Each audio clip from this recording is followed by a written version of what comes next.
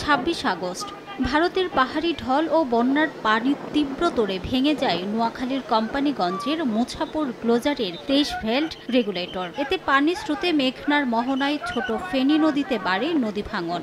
জোয়ার ভাটার প্রভাবে ভাঙতে শুরু করে লোকালয়, ঘরবাড়ি, মসজিদ, দোকানপাট সহ নদী গর্ভে বিলীন হয় অনেক ফসলি জমি।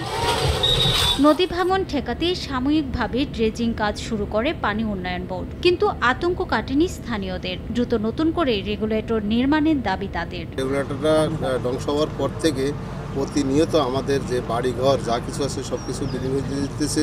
রেগুলেটরটা যদি আবার পুনর্নির্মাণ করা যায় সেই ক্ষেত্রে আমরা বলবো আমাদের দাবি থাকবে আধুনিক এবং টেকসই রেগুলেটর যেটা যেন করা হয়। নদীর মাঝখান দিয়ে যদি ড্রেজিংয়ের মাধ্যমে একটা খাল খনন করে পানির ফ্লোটা পরিবর্তন করা যায় তাহলে এখানে ভাঙনটা রোধ হবে।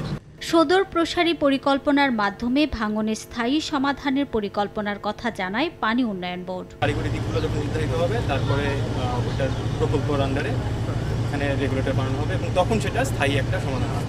ছোট নদী ঘিরে 4 উপজেলা 2 লক্ষাধিক মানুষের বসবাস। দ্রুতই সমাধানের প্রত্যাশা তাদের। সময় সংবাদ, নোয়াখালী।